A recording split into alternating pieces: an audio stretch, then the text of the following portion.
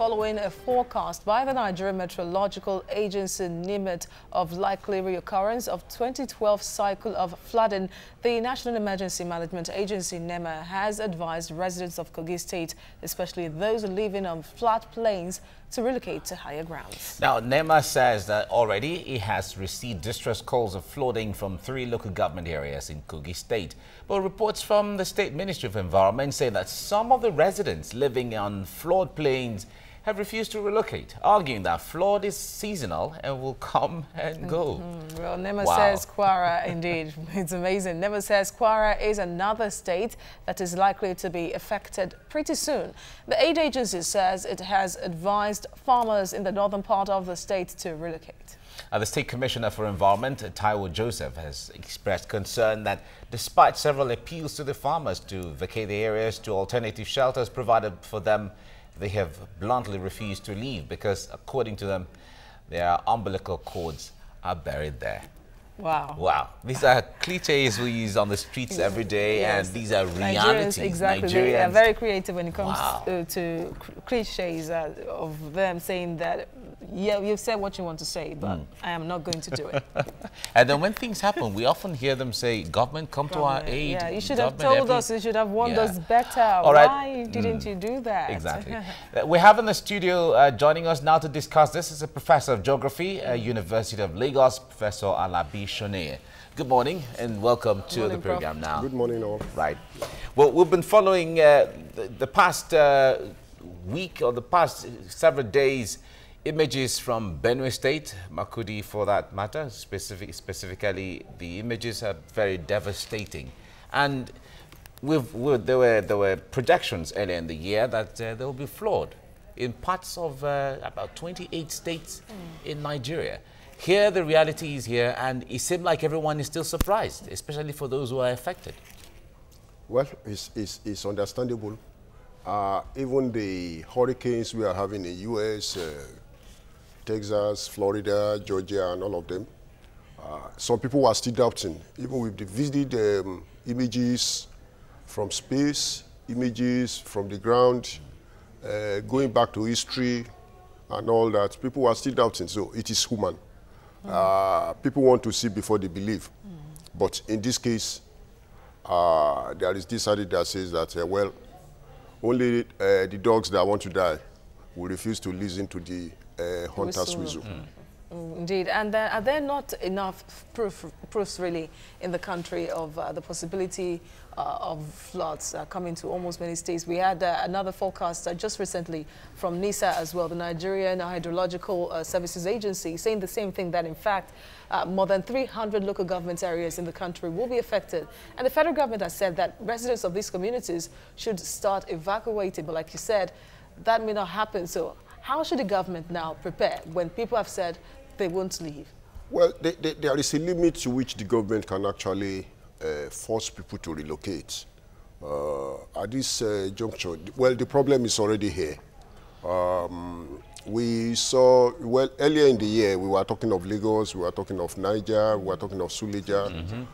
But this hydrometeorological issue, as the rain comes, we experience the first rains towards the south. Then the rain belt moves towards the north. That is when we have our own August break here. The August break is about going, and so the rains are coming back. But mind you, all those rains that have fallen up north, they will end up in the floodplain. And we have so many dams. The dams definitely will have to release water for safety and other reasons. But more importantly is the fact that, well, Benue came towards the end of last month. We are still battling with the recovery currently. We have got warnings for 3 states now. In fact, as at yesterday, Kebbi State joined them. And you could see images of people that were even being rescued.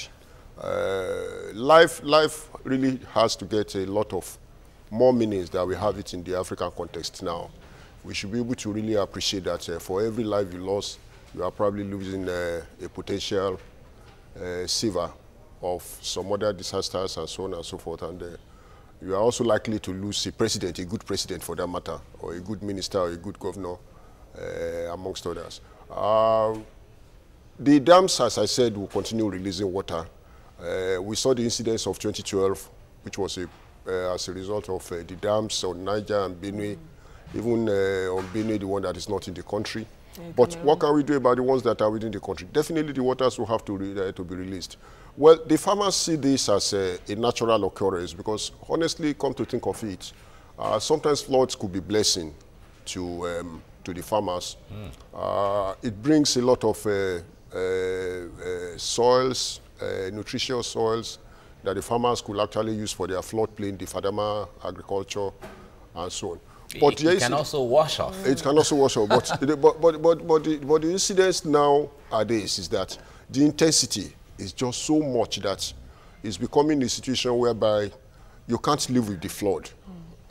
Some few years back, some decades back, the floods will come, the farmers will still be able to do whatever they want to do, but a lot of issues, climate change, human activities, anthropogenic activities, even physical developments and all that, they are all adding to the intensity, and then it's becoming more serious and more serious. All right. In fact, that was part of the question I was going to ask, because apart from the dams, for instance, in Makurdi, where the flood is very bad, they have never really had floods in those city centers, in the middle of the town, in the middle of the state capital like that before. So what really makes it different from the regular every other year? Well, they had already been having it even years before. I could remember the Wurukum rice market. There was a time that the husks of the rice were actually being used to as barriers for the flood not to really come in. Well, the Agatu, Idoma LGAs were having it, but they were not so serious, mainly because these were agricultural areas. But the Makurdi township, of course, is expected. If people who leave the uplands and then go and build around the floodplains, when the flood comes, you know, you are reducing the conveyance capacity. You are reducing the path for the water, and water will always find its level. We are used to have about 3 cm, 4 cm of water level rise before in about, say, 100 hectares of land. You have reduced that that 100 hectares to about 50, and you still have the same volume of water. So you're also going to have a multiplier effect, about 6 cm rise. So where the water was not reaching before, it will definitely reach. All right. Yeah, I said earlier that, of course, people have said they are not going to move forward. So what can government do, really? Like, for example, the federal government is saying that it's going to dredge the River Benue now. Of course, some states are, are dredging some of the rivers. So what other efforts can government do, really, in various states to at least the government mitigate can still the do effect? a lot more. The government doesn't need to wait till when the issue is there before you start looking for solution. The warnings, though, we can see that they come, but there are models now that you could even use to predict 6 months, 9 months ahead with some level of reliability. So I can't blame a farmer, for instance, who has invested so much on the floodplain, on his farm, and so on and so forth.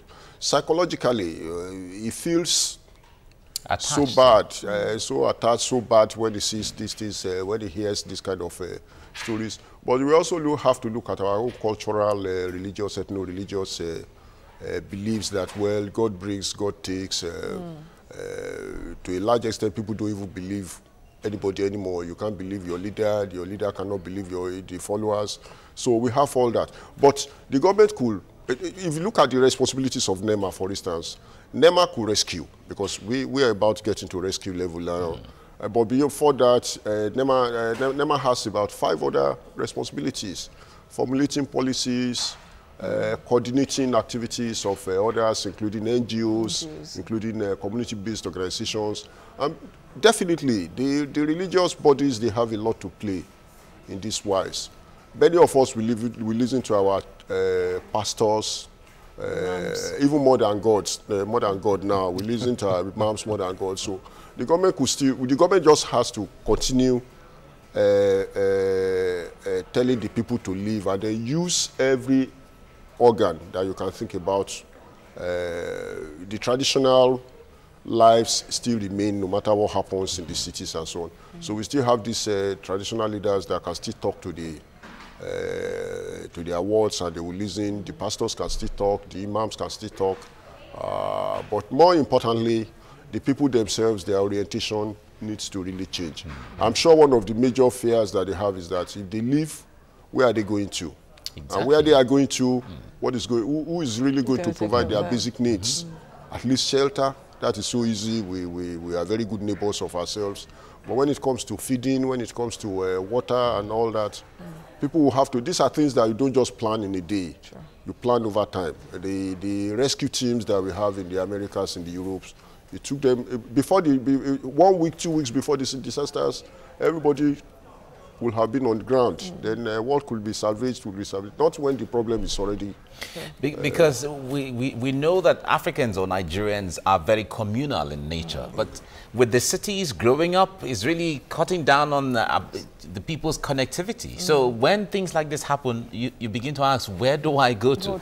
All right, now the federal government has released some funds for the Makurdi people to help ameliorate some of the sufferings and devastation. Now, when monies like that come in, how generally is it distributed? How does it go to how does it translate to ameliorating the suffering of the people?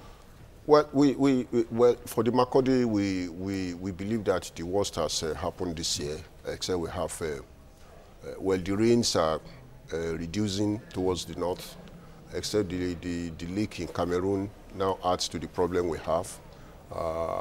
So the fund is there, released by the Vice President. They are talking of dredging. The Air Force is on ground. It's giving emergency health services and so on. But it goes beyond that. There is need to really look at the issue of corruption. Okay. Because believe you me, if government has released 100 naira, definitely about 60 naira thereabouts is wasted. Before it trickles down from the government through the politicians, through the community leaders, you see everybody taking its own. It's a value chain, kind of. So as we are removing from the chain, the value becomes... the value drops. Drops here and there. So it's not just a matter of releasing money. Before people start dipping their hands into the money, there is need for all the major stakeholders to really sit down and identify what are the basic needs. There is need to assess the users' needs, the victims' needs, both on the short run, on the long run, on the middle term, and all that. If you don't do this, definitely we will waste the money. Even the issue of dredging, it takes a lot to dredge. You don't just take your dredger and then you start dredging. Have you done the basic things of EIA? Let's say this is a government project that, well, EIA can actually be overlooked and so on and so forth. But as you are dredging upstream, definitely the water will be polluted. Those people downstream, are you looking for alternatives for them to survive? So it's not something you just do in a day. For this year, it's almost late. The money that is released probably could be for emergency assistance, provide the basic needs. Where you have those that have been affected, definitely they have camps now, IDPs. Some will have even run away to far away states where they have families and so on and so forth. But majority they will lose their means of livelihood. So what really is needed now is the emergency, the health needs, the water needs, the food needs. So maybe with the intensity we are having this year, 31 states already out of 36 plus 1, 37.